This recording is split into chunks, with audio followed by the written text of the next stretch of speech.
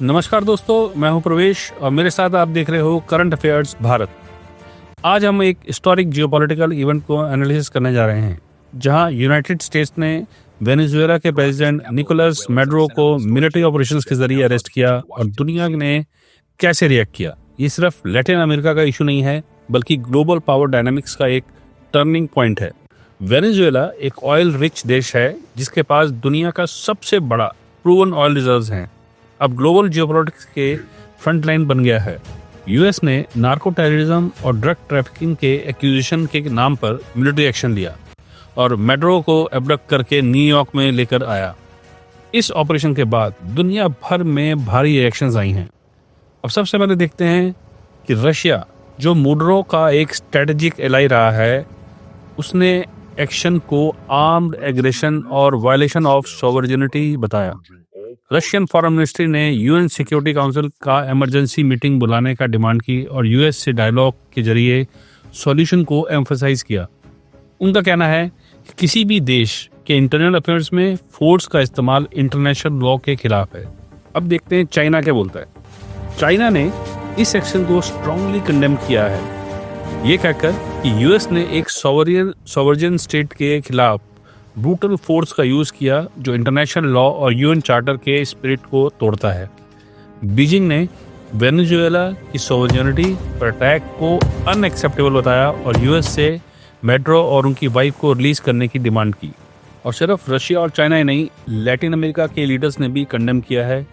Brazil के president ने इसे एक डेंजरस प्रेसिडेंट बताया है जो लैटिन अमेरिका की सॉवरेनिटी के लिए खतरा बन सकता है। यूएन सेक्रेटरी जनरल ने सीरियस कंसर्न एक्सप्रेस किए हैं। साथ ही कुछ नेशंस ने डेमोक्रेटिक ट्रांजिशन में सपोर्ट भी दिखाया है। अब इस इंसिडेंट की स्ट्रेटेजिक इम्प्लीकेशंस पे नजर डालते हैं। पहली बात, ऑयल पॉलिटिक्स। वेनेजुएला के पास बड़ी ऑयल रिजर्व्स हैं। कंट्रोल ओवर एनर्जी रिसोर्सेज का इन्फ्लुएंस ग्लोबल मार्केट और यूएस चाइना रशिया राइवलरी को रीडिफाइन कर सकता है। दूसरी बात, रीजनल सिक्योरिटी। लैटिन अमेरिका में पहली बार एक वेस्टर्न हेम्पशायर पावर ने डायरेक्ट मिलिट्री इंटरवेंशन किया है।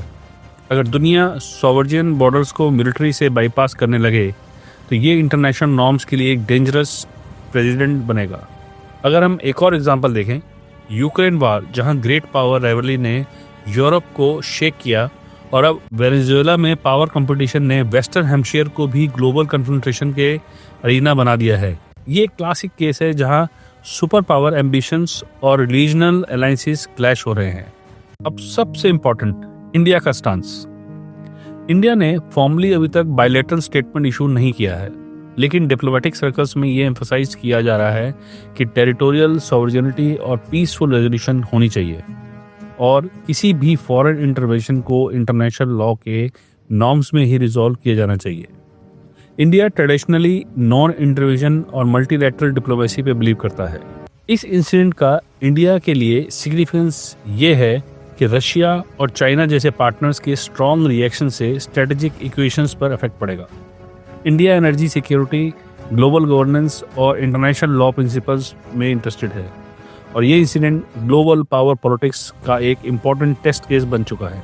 दुनिया अब इस बात को क्लोजली देख रही है कि फ्यूचर में कौन से नॉर्म्स डोमिनेट करेंगे, फोर्स और लॉ।